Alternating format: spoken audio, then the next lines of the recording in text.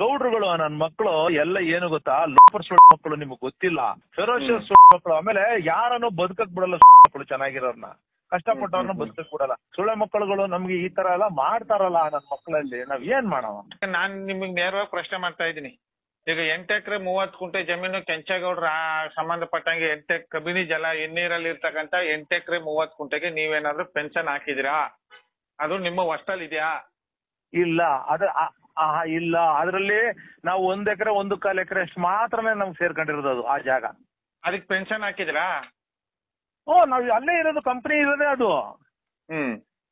ನಾವು ಆಗಿಂದನೂ ಕೂಡ 62ರಿಂದ ಕೂಡ ಅಲ್ಲೇ ಇರೋದು ನಾವು, 62 ಇಂದ ನಾವ್ ಅಲ್ಲೇ ಇರೋದು, ಅಲ್ಲೇ ವಾಸ ಮಾಡ್ತಾ ಇರೋದು. KRS ಅಲ್ಲಿ ಮಾಡ್ಕೊಟ್ಟಿದ್ದಾರೆ, ಏನಂತ ಪೆಂಚಲಾ ಬೋಯಿ ಫೈಲ್ ಅಂತ ನಮ್ಮವ್ರದಿತ್ತು.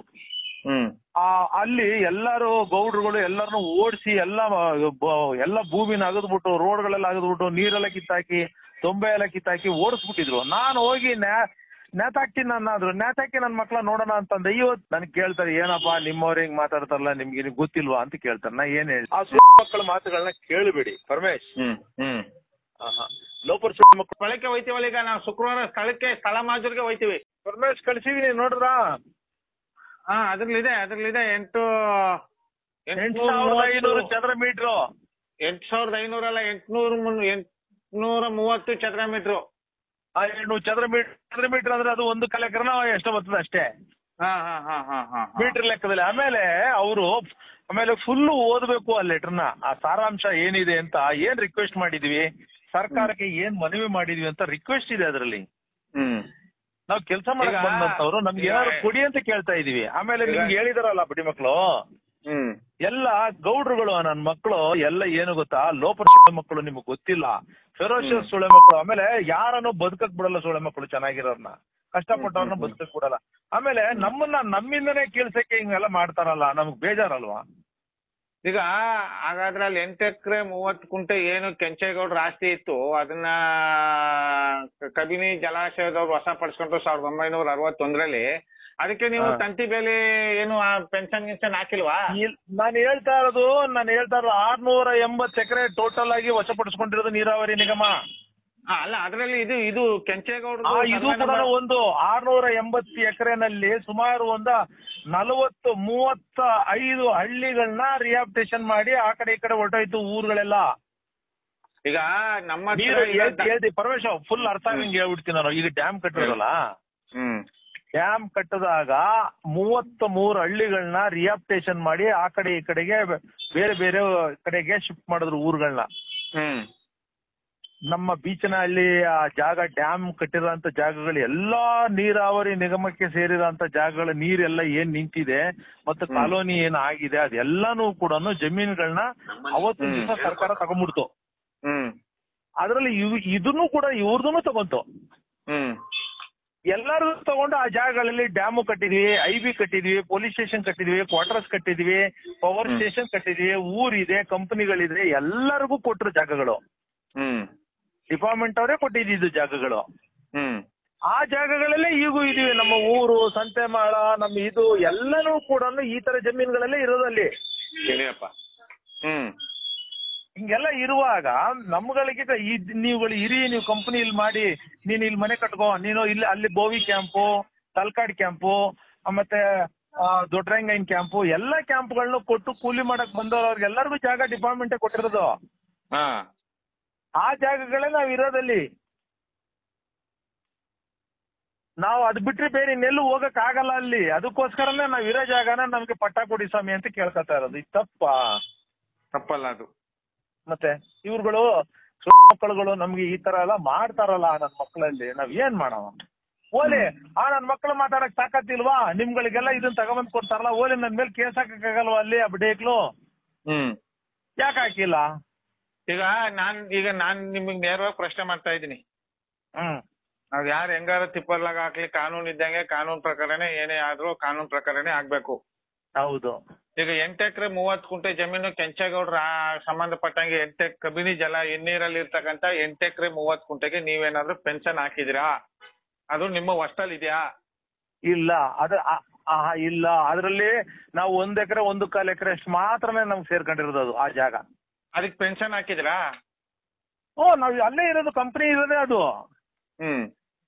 ನಾವ್ ಆಗಿಂದನೂ ಕೂಡ 62ರಿಂದ ಕೂಡ ಅಲ್ಲೇ ಇರೋದು ನಾವು, 62 ಇಂದ ನಾವ್ ಅಲ್ಲೇ ಇರೋದು, ಅಲ್ಲೇ ವಾಸ ಮಾಡ್ತಾ ಇರೋದು. ಅಂದ್ರೆ ನೀವು 1 ಎಕರೆ 1 ಎಕರೆ ಚಿಲ್ಲರೆ ಬರ್ತದೆ ಅಷ್ಟೇ, 1.25 ಎಕರೆ ಬರ್ತದೆ ಅಷ್ಟೇ. 1.25 ಎಕರೆಲಿ ಮಾತ್ರ ನೀವು ಪೆನ್ಷನ್ ಹಾಕೊಂಡಿದಿರಿ? ಹೌದು. 6 ಎಕರೆ 20-30 ಕುಂಟೆ ಅನ್ನೋದು ಸುಳ್ಳು. ಸುಳ್ಳು. ಸರಿ ಬಿಡಿ, ನಾವು ಸ್ಥಳಕ್ಕೆ ಬರ್ತೀವಿ ಬಿಡಿ. ಯಾರು ಸುಳ್ಳು.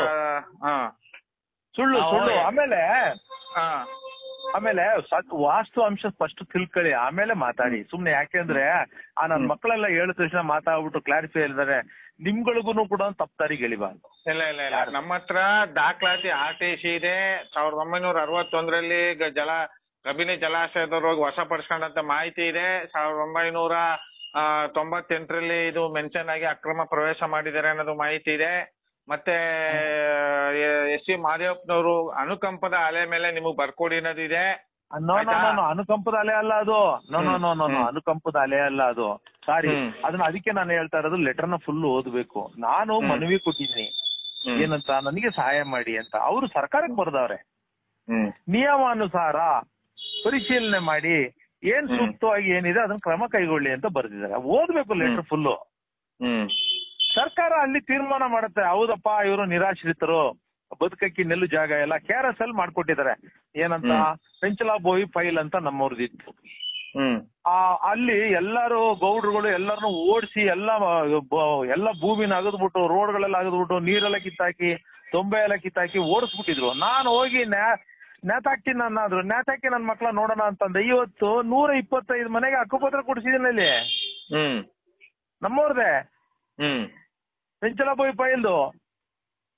ಅಲ್ಲಿ ಡ್ಯಾಮ್ ಕಟ್ಟಕ್ ಬಂದಂತವ್ರು ಅವ್ರಿಗೆಲ್ಲ ಹಕ್ಕುಪತ್ರ ಕೊಟ್ಟು ಈಗ ಅಲ್ಲೇ ಇದಾರೆ. ಅದನ್ನ ಕಂದಾಯ ಗ್ರಾಮ ಮಾಡಿಕೊಟ್ರು ಸರ್ಕಾರ. ಅದೇ ರೀತಿನಲ್ಲಿ ನಮ್ಮ ಊರ ಹತ್ರನು ಕೂಡ ಬಿದ್ರಳ್ಳಿ ಅಂತ ಇದೆ, ಅಲ್ಲಿ ಸೆಮಿನೆನ್ಸ್ ಇರೋದು. ಅವ್ರನ್ನೆಲ್ಲಾರು ಕೂಡ 2.5 ಎಕರೆ ಈಗ ಜಾಗ ಕೊಟ್ಟು ಆಶ್ರಯ ಮನೆಗಳ ತರ ಮನೆ ಕಟ್ಕೊಡ್ಬೇಕು ಅಂತೇಳಿ 5 ಲಕ್ಷ ರೂಪಾಯಿ ಸ್ಯಾಂಕ್ಷನ್ ಆಗಿದೆ ಅಲ್ವೇ. ಆ ತರನೇ ನಮ್ಗೆ ಇಲ್ಲಿ ಕೊಡಿ ನಮ್ಮ ಊರಿಗೆ ಅಂತ ನಾವ್ ಕೇಳ್ತಾ ಇರೋದು. ಇದಿಷ್ಟೇ, ನಾವೆಲ್ಲರೂ ನಿರಾಶ್ರಿತರು. ಹೌದು, ಆಯ್ತಾ, ಇನ್ನೇನಿಲ್ಲ. ಹಂಗಾಗಿ ನಿಮ್ಗಳನ್ನ ಈ ರೀತಿ ದುರುಪಯೋಗ ಪಡಿಸಿ ನನ್ಗೆ ಕೇಳ್ತಾರೆ, ಏನಪ್ಪಾ ನಿಮ್ಮವ್ರ ಹಿಂಗ್ ಮಾತಾಡ್ತಾರಲ್ಲ, ನಿಮ್ಗೆ ಗೊತ್ತಿಲ್ವಾ ಅಂತ ಕೇಳ್ತಾರೆ. ನಾ ಏನ್ ಹೇಳಿ? ಇಲ್ಲ ಇದು ಸಂಬಂಧಪಟ್ಟಾಗ ಮತ್ತೆ ನಾವು ಇನ್ನೊಂದು, ಈಗ ಏನು ನೀವು 8 ಎಕರೆ 30 ಕುಂಟೆಗೆ ನೀವು ಪೆನ್ಷನ್ ಹಾಕೊಂಡಿಲ್ಲ, ಅದು ನಿಮ್ಮ ಮಧ್ಯವಸ್ಥಲ್ಲಿ ಇಲ್ಲ ಅಂದ್ರೆ ಅದಕ್ಕೂ ನಿಮ್ಗೂ ಅನ್ವಯಿಸೋದಿಲ್ಲ. ನಾವು ಸ್ಥಳಕ್ಕೆ ಹೋಗಿ ಮತ್ತೆ ಪರಿಶೀಲನೆ ಮಾಡಿ ತಹಸೀಲ್ದಾರರು ಸಂಬಂಧಪಟ್ಟ ಅಧಿಕಾರಿಗಳಿಗೆಲ್ಲ ಮನವಿ ಮಾಡಿ ಅವ್ರನ್ನ ಖುದ್ದು ಸ್ಥಳಕ್ಕೆ ಕರ್ಕೊಂಡೋಗಿ ನಾವು ಇನ್ನೊಂದು ನೇರವಾಗಿ ಮಾಧ್ಯಮಗಳ ಮುಖಾಂತರ, ಸಾಮಾಜಿಕ ಜಾಲತಾಣದ ಮುಖಾಂತರ ಹಂಚ್ಕೋತೀವಿ. ಈಗ ನೀವ್ ಹೇಳಿರೋದು ಅಲ್ಲಿ ನಡೆದಿರೋದು ಆಯ್ತಾ. ಈಗ ಏನಿದೆ, ಈಗ ಏನು ಮಾಡಿರೋ ವಿಡಿಯೋ ಇದೆ ತಪ್ಪಿದೆ, ಫಸ್ಟ್ ಅದು ತಪ್ಪಿರೋದ್ರಿಂದ ತಪ್ಪನ್ನ ಸರಿ ಮಾಡ್ಕೊಳ್ಳಿ ಅಂತ ಹೇಳಿದ್ದೆ ನಾನು. ಆಯ್ತು, ಈಗ ನಾನು ನೋಡ್ತೀನಿ. ಮತ್ತೆ ನಾನೆಲ್ಲ ನಮ್ಮ ಹತ್ರ ದಾಖಲಾತಿ ಇರೋ ಪ್ರಕಾರ ಅದು ನಾವು ಮಾತಾಡೋದು ಕರೆಕ್ಟ್ ಆಗಿದೆ. ಈಗ ನೀವ್ ಹೇಳೋದು ನೋಡಿದ್ರೆ ಅದು ಸುಳ್ಳು ಮಾಹಿತಿ ಅಂತಿದೆ. ದಾಖಲಾತಿ ನೀವು ಹೇಳೋದು ಸುಳ್ಳು ಆದ್ರೆ ದಾಖಲಾತಿ ಯಾಕೆ ಸುಳ್ಳು ಹೇಳ್ತಿದೆ?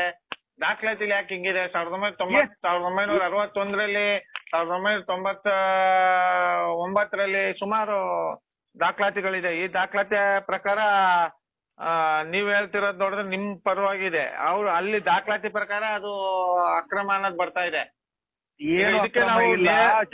ನಾನು ಹೇಳ್ತಾ ಇದೀನಲ್ಲ, ನನಗೆ ಹೇಳ್ತಾ ಇದೀನಲ್ಲ, ಈಗ KDB ಜಮೀನ್ಗಳು, ಈಗ ಯಾವ್ದು ಈಗ ಕಡ್ಕೊಳ ಮುಂದ್ಗಡೆ ಎಲ್ಲ ಇದೆಯಲ್ಲ ಜಮೀನ್ಗಳನ್ನೆಲ್ಲಾನು ಕೂಡ 4161 ಆದ್ಮೇಲೆ ರೈತರಿಂದ ದುಡ್ಡು ಕೊಟ್ಬಿಟ್ಟು ಜಮೀನ್ ತಗೊಂತಾರಲ್ಲ ಸರ್ಕಾರ, ಆ ತರನೇ ಇದನ್ನು ಕೂಡ ಆಗ ರೈತರ ಹತ್ರ ತಗೊಂಡಿರೋದು 61ರಲ್ಲೇ 58ರಲ್ಲೇ.